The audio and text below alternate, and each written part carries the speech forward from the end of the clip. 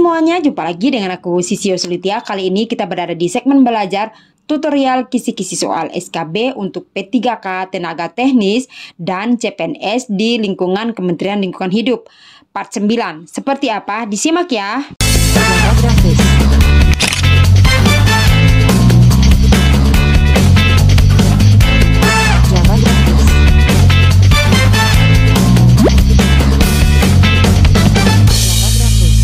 Nomor 1. Peraturan Menteri Lingkungan Hidup dan Kehutanan Republik Indonesia nomor P.55-Men-LHK-Setjen-Kum.1-11-2017 membahas tentang standar dan uji kompetensi jabatan fungsional pengawas lingkungan hidup. Berikutnya, dalam peraturan ini jabatan fungsional pengawas lingkungan hidup adalah jabatan yang mempunyai ruang lingkup tugas, tanggung jawab, dan wewenang untuk melakukan kegiatan pengawasan lingkungan hidup sesuai dengan ketentuan peraturan perundang-undangan yang diduduki oleh pegawai negeri sipil tersebut. Nah, dalam peraturan ini juga pengawas lingkungan hidup adalah pegawai negeri sipil yang diberi tugas, tanggung jawab, wewenang, dan hak secara penuh oleh pejabat yang berwenang untuk melaksanakan kegiatan pengawasan lingkungan hidup sesuai dengan ketentuan peraturan perundang-undangan. Berikutnya, materi uji adalah instrumen untuk menggali kompetensi berupa panduan, penilaian, portofolio, panduan wawancara,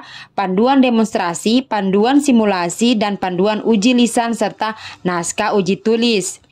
Nah, pengamasan kompetensi jabatan adalah pengelompokan unit kompetensi inti dan pilihan yang harus dikuasai sesuai dengan jenjang jabatan yang akan diduduki. Nah, untuk ruang lingkup berdasarkan peraturan menteri ini meliputi A. Standar kompetensi jabatan fungsional dan pengawas lingkungan hidup. B. Uji kompetensi jabatan fungsional pengawas lingkungan hidup. Jadi ini ada dua, ya, ada standar kompetensi dan uji kompetensi.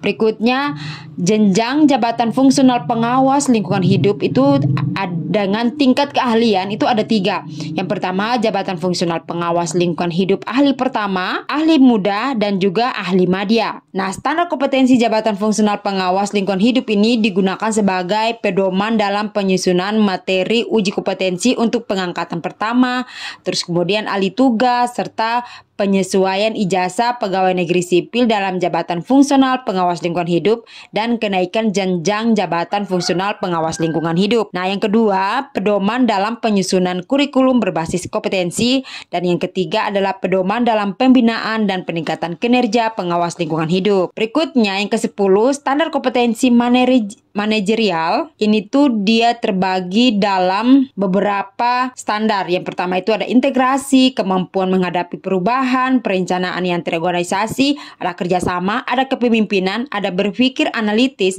kemampuan berkomunikasi serta membangun relasi, dan juga tanggap terhadap pengaruh budaya. Nah, yang ke-11 kompetensi pilihan sebagaimana dimaksud pada ayat 1 huruf B. Nah, ada lagi pembagiannya di mana dipilih sesuai dengan minat dan keahliannya berdasarkan jabatan yang akan diduduki dengan ketentuan sebagai berikut. Nah, ini ada 2 ketentuan. Paling sedikit 3 unit kompetensi pilihan untuk pegawai negeri sipil atau pejabat fungsional pengawas lingkungan hidup yang menduduki jabatan fungsional pengawas di lingkungan hidup ahli pertama.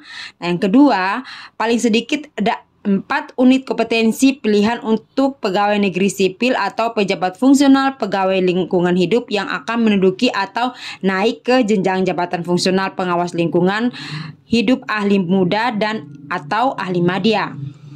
Nah, berikutnya peserta uji kompetensi siapa saja. Nah, yang pertama ada kementerian di wilayah Kementerian Lingkungan Hidup dan Kehutanan. Terus kemudian organisasi perangkat daerah yang ada di provinsi maupun di kabupaten kota. Asesor kompetensi mempunyai tugas. Nah, asesor ini adalah orang yang menguji kita. Nah, disebut asesor kompetensi.